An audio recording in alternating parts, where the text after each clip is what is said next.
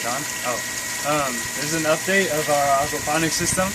Yesterday we added about 100 plus, 120 plants, and we've been working on these next 2 rows. At first, it only went up to this row, and the water entered here, and we added this row and that row, and that's more than 100 plants right there on just those 2 rows alone. We added a bunch of tomatoes, about 60 or so, and a whole bunch of lettuce back here. And these grow beds, floating ones, and over here. They've been alive and kicking. And we had to alter the pump, but we have this external pump for when we're not here or we need it or something that goes into this pipe here. Alright, it's running right now to clear out the water because we've been doing a lot of work in the tanks.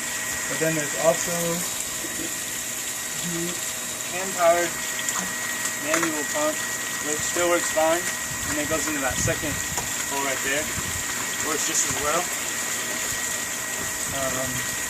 We rearranged all the plants, and we figured that in each plant is 6 inches apart. We used to do 12.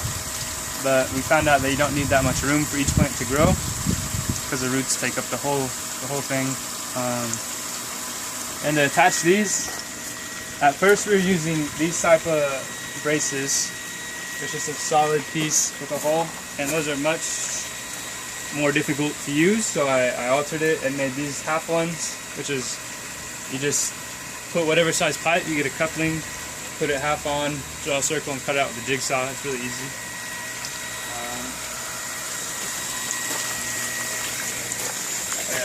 So that's the new system, and I've been working on this to hold up the peppers and the tomatoes when they grow in this little thing.